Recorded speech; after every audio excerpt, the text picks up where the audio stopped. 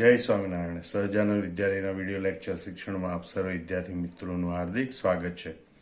ધોરણ 11 રસાયણ વિજ્ઞાન પ્રકરણ 7 સંતુલન. કોયડો 7.1. 500 કેલ્વિન તાપમાને સંતુલને N2 અને H2 માંથી NH3ની બનાવટમાં નીચે પ્રમાણે સાંદ્રતાઓ જોવા મળે છે. સંતુલને નાઇટ્રોજન, હાઇડ્રોજન અને એમોનિયાની સાંદ્રતા. નાઇટ્રોજનની સાંદ્રતા 1.5 ગુણ્યા 10⁻2 ઘાત મોલર, હાઇડ્રોજનની સાંદ્રતા 3.0 ગુણ્યા 10⁻2 ઘાત મોલર અને NH3ની સાંદ્રતા 1.2 ગુણ્યા 10⁻2 ઘાત મોલર છે. તો સંતુલન અચળાંક ગણો. તો સૌથી પહેલા તો આપણે આ પ્રક્રિયાનું સંતુલિત સમીકરણ લખવું પડે, જે આ પ્રમાણે પ્રાપ્ત થાય. N2 gas plus 3H2 gas, it gives 2NH3 gas. અને હવે આ પ્રક્રિયા માટે આપણે સંતુલન અચળાંકનું સમીકરણ લખવું પડે. Kc ઇઝ ઇક્વલ ટુ નિપજની સાંદ્રતા છેદમાં પ્રક્રિયકોની સાંદ્રતા. નિપજ તરીકે એમોનિયા છે એટલે NH3 ની મોલર સાંદ્રતા, તત્વયુગ્મિતિ ગુણાંક એને ઘાતાંક તરીકે લેવાનો એટલે એનો સ્ક્વેર, છેદમાં પ્રક્રિયકોની સાંદ્રતાનો ગુણાકાર એટલે નાઇટ્રોજનની મોલર સાંદ્રતા અને હાઇડ્રોજનની મોલર સાંદ્રતાનો ઘન. હવે જે આ મોલર સાંદ્રતાઓ છે એની કિંમત આપણે મૂકવાની, બરોબર. એમોનિયાની મોલર સાંદ્રતા 1.2 ગુણ્યા 10⁻2 ઘાત એનો સ્ક્વેર અપોન નાઇટ્રોજનની મોલર સાંદ્રતા 1.5 ગુણ્યા 10⁻2 ઘાત, જ્યારે હાઇડ્રોજનની મોલર સાંદ્રતા 3.0 ગુણ્યા 10⁻2 ઘાત અને એની 3 ઘાત લખવાની, બરોબર. હવે 1.2 એટલે 1.44 ગુણ્યા 10⁻2 ગુણ્યા 2 એટલે -4 ઘાત અપોન 1.5 ગુણ્યા 10⁻2 ઘાત, 3નો ઘન એટલે 27 ગુણ્યા 3 દુ છે એટલે 10⁻6 ઘાત, બરોબર.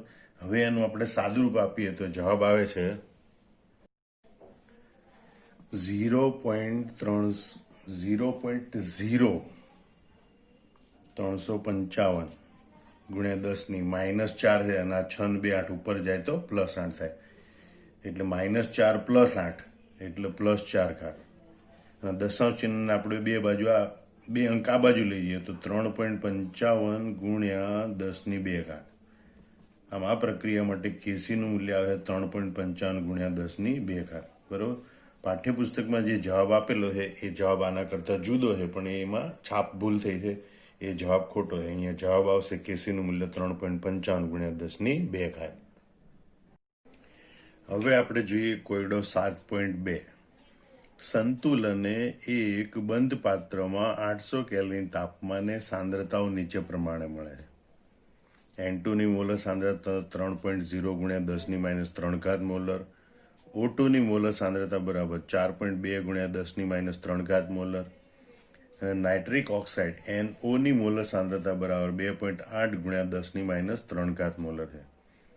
તો N2 plus O2 gives 2NO. આ પ્રક્રિયા માટે Kc શોધો. તો સૌ પ્રથમ ફરીથી આપણે સંતુલિત સમીકરણ લખી નાખીએ. N2 gas plus O2 gas, it gives 2NO gas. હવે આ પ્રક્રિયા માટે સંતુલન અચળાંકનું સમીકરણ આવી રીતે લખી શકાય. Kc ઇઝ ઇક્વલ ટુ નિપજ NO સ્ક્વેર, એની મોલર સાંદ્રતાનો સ્ક્વેર છેદમાં નાઇટ્રોજનની મોલર સાંદ્રતા ઇન્ટુ ઓક્સિજનની મોલર સાંદ્રતા. મોલર સાંદ્રતા સંતુલન સમયની સાંદ્રતાઓ લખવાની. તો ઇઝ ઇક્વલ ટુ NO ની મોલર સાંદ્રતા છે 2.8 ગુણ્યા 10⁻3 ઘાત એનો સ્ક્વેર અપોન N2 ની મોલર સાંદ્રતા 3.0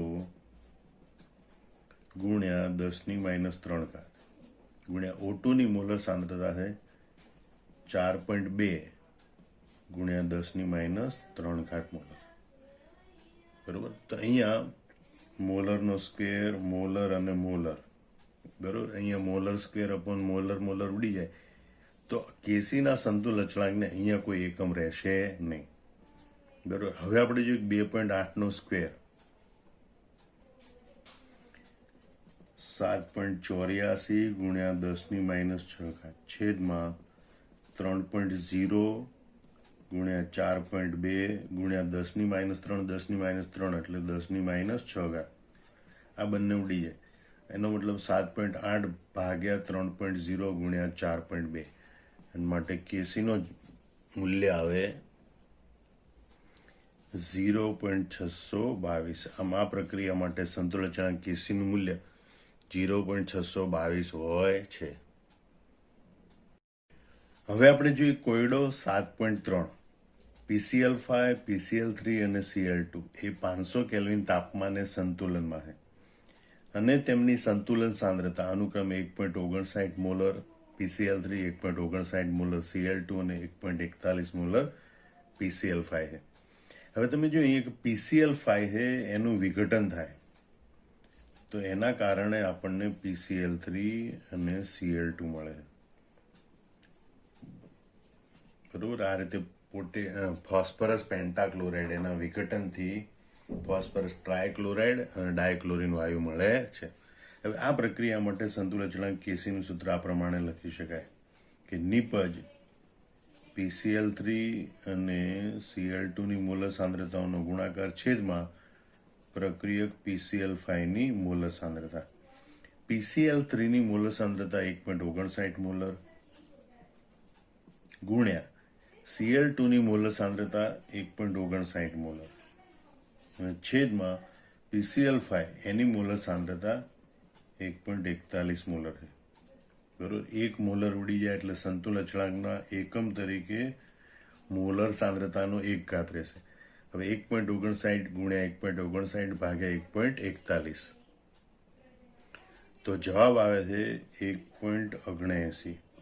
આમ આ પ્રક્રિયા માટે સંતુલન અચળાંક કેસીનું મૂલ્ય 1.79 મોલર હોય છે. કોયડો 7.4. CO plus H2O gives CO2 plus H2 અને બધા વાયુરૂપ ઘટકો છે. પ્રક્રિયા માટે કેસીનું મૂલ્ય 800 કેલ્વિન તાપમાને 4.24 છે. 800 કેલ્વિન તાપમાને CO2, H2, CO અને H2O ની સાંદ્રતા ગણો. શરૂઆતમાં માત્ર CO અને H2O જ હાજર હતા અને તેમની દરેકની સાંદ્રતા 0.1 મોલર હતી. અહીંયા તમે જુઓ કે પ્રક્રિયામાં સંતુલન અચળાંક આપી દીધેલો છે અને શરૂઆતની સાંદ્રતા આપી દીધેલી છે. એના ઉપરથી આપણે સંતુલન સમયની બધા ઘટકોની સાંદ્રતા શોધવાની છે. સામાન્ય રીતે કેવું, સંતુલન સમયે બધા ઘટકોની સાંદ્રતા આપેલી હોય એના ઉપરથી આપણે સંતુલન અચળાંક ગણીએ. પણ સંતુલન અચળાંક અને પ્રારંભિક સાંદ્રતા એના ઉપરથી જો સંતુલન સમયની સાંદ્રતાઓ ગણવાની હોય તો પહેલા સંતુલિત સમીકરણ લખવાનું, CO plus H2O it gives CO2 plus H2 અને એના માટે 3 બાબતો દર્શાવવાની હોય છે. એમાંની પહેલી બાબત છે પ્રારંભિક સાંદ્રતા, બીજી બાબત છે સાંદ્રતાનો ફેરફાર અને ત્રીજી બાબત છે સંતુલન સમયની સાંદ્રતા એટલે કે સંતુલને સાંદ્રતા. હવે આ વખતે આપણે સાંદ્રતામાં થતો ફેરફાર છે ધારી લેવાનું હોય છે. બરોબર, ધારો કે સાંદ્રતામાં થતો ફેરફાર x મોલર છે. એ તત્વયુગ્મિતિ ગુણાંકને અનુરૂપ હોય. બરોબર, હવે પ્રારંભિક સાંદ્રતાઓ કેટલી આપેલી છે તો CO અને H2O ની પ્રારંભિક સાંદ્રતા 0.1 મોલર છે. 0.1 મોલર, 0.1 મોલર માત્ર એ જ હાજર હતા એટલે CO2 અને H2 ની સાંદ્રતા શરૂઆતમાં 0 મોલર અથવા તો એમ કહેવાય 0.0 મોલર હોય. હવે જ્યારે પણ આપણે પ્રારંભિક સાંદ્રતા ઉપરથી સંતુલન સમયની સાંદ્રતા શોધવાની હોય ત્યારે સાંદ્રતાનો ફેરફાર ધારી લેવાનો હોય અને તત્વયુગ્મિતિ ગુણાંકના પ્રમાણે લખવાનો હોય. એટલે કે CO ની સાંદ્રતામાં x મોલરનો ઘટાડો થાય તો H2O ની સાંદ્રતામાં પણ x મોલરનો ઘટાડો થાય. જ્યારે ઘટાડો થાય છે એટલે આપણે એ માઇનસ લખીશું. CO2 અને H2 ની સાંદ્રતામાં એને અનુરૂપ એક્સ મોલરનો વધારો થાય, એટલે અહીંયા આપણે પ્લસ એક્સ મોલર લખીશું. એનો મતલબ થયો કે સંતુલન સાંદ્રતા હવે આની ઉપરથી ગણી શકાય. 0.1 મોલર શરૂઆતમાં હતી, એક્સ મોલર સાંદ્રતા વપરાઈ ગઈ, મતલબ સંતુલન સાંદ્રતા 0.1 માઇનસ એક્સ મોલર. H2 ની સંતુલન સાંદ્રતા પણ 0.1 માઇનસ એક્સ મોલર, બરોબર. જ્યારે CO2 ની સંતુલન સાંદ્રતા 0 પ્લસ એક્સ એટલે કે એક્સ મોલર, 0 પ્લસ એક્સ એટલે કે એક્સ મોલર. આમ CO ની સંતુલન સાંદ્રતા 0.1 માઇનસ એક્સ મોલર, H2 ની સંતુલન સાંદ્રતા 0.1 માઇનસ એક્સ મોલર, CO2 ની સંતુલન સાંદ્રતા એક્સ મોલર અને H2 ની સંતુલન સાંદ્રતા એક્સ મોલર. હવે આપણે સંતુલન અચળાંક Kc નું સૂત્ર લખવાનું, બરોબર. તો સંતુલન અચળાંક Kc બરાબર નિપજોની મોલર સાંદ્રતાનો ગુણાકાર, CO2 ની મોલર સાંદ્રતા ગુણ્યા H2 ની મોલર સાંદ્રતા અપોન CO ની મોલર સાંદ્રતા અને H2 ની મોલર સાંદ્રતા. હવે અહીંયા આપણી પાસે સંતુલન અચળાંકનું મૂલ્ય આપેલું છે. Kc is equal two 4.24. તો 4.24 ઇઝ ઇક્વલ ટુ CO2 ની અને H2 ની સંતુલન સાંદ્રતા એક્સ મોલર છે, એક્સ ગુણ્યા એક્સ અપોન CO અને H2 ની મોલર સાંદ્રતા સંતુલન સમય 0.1 minus x, 0.1 minus x, 0.1 minus x, બરોબર. અને માટે આપણે એમ લખી શકીએ કે ભાઈ 4.24 ઇઝ ઇક્વલ ટુ એક્સ નો સ્ક્વેર અપોન 0.1 માઇનસ એક્સ નો સ્ક્વેર, બરોબર. બંને બાજુ વર્ગમૂળ લેતા માટે x upon 0.1 minus x is equal to plus or minus 4.24 નું વર્ગમૂળ છે 2.06. હવે અહીંયા ગણતરીની બે શક્યતાઓ છે કે x upon 0.1 minus x is equal to plus 2.06 અથવા x upon 0.1 minus x is equal two minus 2.06. એ બંનેને અનુરૂપ આપણે ગણતરીઓ કરીએ. તો પ્રથમ આપણે x upon 0.1 minus x is equal to plus 2.06 આના ઉપરથી એનું સાદુરૂપ આપીએ તો એક્સ ઇઝ ઇક્વલ ટુ 2.06 ગુણ્યા 0.1 એટલે 0.206 પ્લસ 2.0 માઇનસ 2.06 એક્સ. આ માઇનસ 2.06 એક્સ આ બાજુ આવે તો માઇનસ 2.06 એક્સ પ્લસ 1 એક્સ એટલે 3.06 એક્સ ઇઝ ઇક્વલ ટુ 0.206. માટે એક્સ ઇઝ ઇક્વલ ટુ 0.206 ભાગ્યા 3.06 અને માટે એક્સ ઇઝ ઇક્વલ ટુ જવાબ આવે છે 0.067. એટલે એક્સની એક કિંમત આવે 0.067. બીજા માટે આપણે સાદુરૂપ આપીએ કે ભાઈ x upon 0.1 minus x is equal two minus 2.06 જે આની બીજી શક્યતા. તો x is equal two minus 0.206 plus 2.06 x, બરોબર. હવે એક્સને આપણે આ બાજુ લઈને 0.206 ને આ બાજુ લઈ જઈએ તો 0.206 બરાબર 2.06 એક્સ માઇનસ 1 એક્સ એટલે કે 1.06 એક્સ. અને માટે x is equal two 0.206 upon 1.06, 0.206 upon 1.06 અને માટે એક્સ બરાબર 0.197, બરોબર. 0.194. કેલ્ક્યુલેટરમાં જોયું બરોબર ધ્યાનથી તો જવાબ છે 0.194. હવે આ બેમાંથી કોઈ એક જ કિંમત શક્ય હોય, બરોબર. તો અહીંયા પ્રારંભિક સાંદ્રતા ધ્યાનથી જુઓ, પ્રારંભિક સાંદ્રતા જ 0.1 મોલર છે એટલે કે 0.10 મોલર છે, બરોબર. તો એમાંથી સાંદ્રતાનો ફેરફાર એના કરતાં તો વધારે હોઈ શકે નહીં, એટલે 0.1 મોલર કરતાં વધારે ઘટાડો થઈ શકે નહીં, એટલે કે સાંદ્રતાનો ફેરફાર 0.194 મોલર